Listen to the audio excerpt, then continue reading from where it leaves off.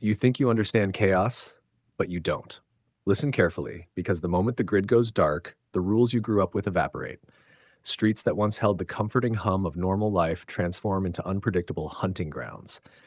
And somewhere in that transformation, human behavior fractures into something raw, primal, and utterly fascinating. Looters, they're not just criminals, they are a living, breathing experiment in survival psychology, and what drives them will shock you. Here's what nobody tells you: looting isn't random. It follows patterns that are eerily predictable once you understand the triggers. Hunger is the obvious one, but fear and opportunity often play an even bigger role.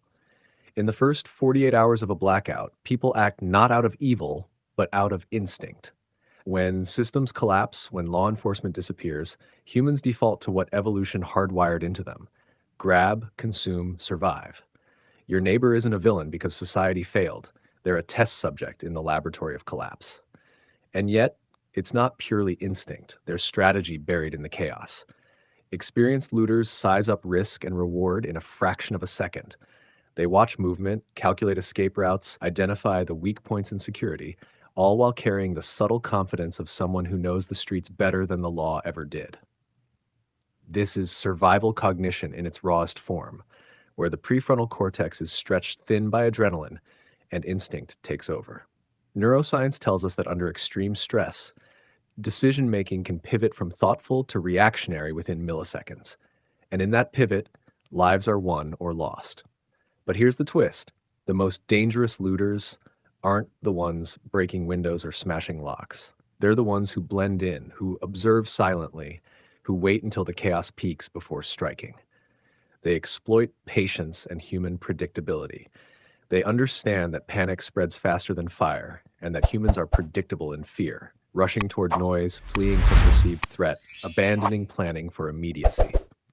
This is where psychology and survival science collide. You can't outmuscle a predator if you don't understand the mental game being played against you. Interestingly, group dynamics amplify danger. Looters rarely act alone because risk disperses through numbers, and social proof reinforces action. Witness one person breaking a lock and suddenly dozens follow. This isn't mob mentality alone, it's a feedback loop embedded in human biology. Mirror neurons, empathy for aggression, and the basic drive to belong conspire to escalate events faster than any individual could alone. And the ironic truth: many looters wouldn't act without seeing another human take the first step. This section is based on practical field survival experience rather than formal academic sources. Understanding this, a survivor must internalize a harsh truth: observation is as vital as barricades. Knowing when someone is testing your defenses, reading body language, predicting hesitation, and recognizing patterns is far more critical than brute force. Looters scan for opportunity, but they also scan for weakness. In a post-collapse environment, subtlety often trumps strength. The survivor who masters anticipation, the quiet calculation of human behavior, shifts the odds from prey to predator. This is why psychology can be your deadliest weapon. And yet, don't romanticize the looter. They are adaptive, yes, but they are not invincible. Stress wears on cognition, mistakes compound under fatigue, and misjudged assumptions about others' behavior lead to their downfall. Each encounter is a microcosm of evolutionary pressures, where human intuition clashes with environmental chaos. Understanding their mindset doesn't just protect you, it reveals a fundamental truth about human nature under collapse. Instinct, fear, and opportunity define morality when society's structures vanish. By the time you start seeing patterns in looter behavior, the way they move, the signals they give, the hesitation before entry, you'll realize the street is a chessboard, and every decision counts.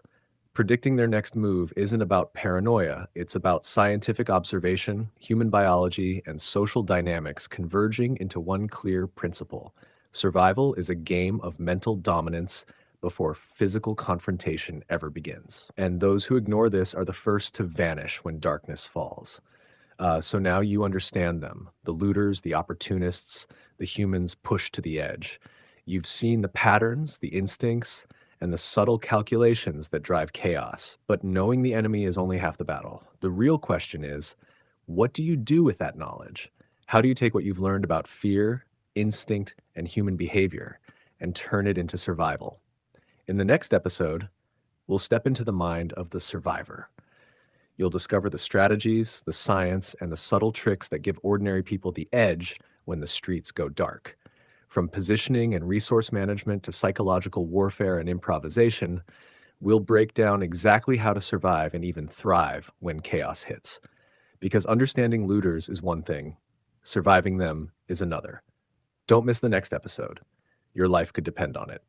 If you want, I can immediately start writing part two so it flows seamlessly from this ending. Do you want me to do that?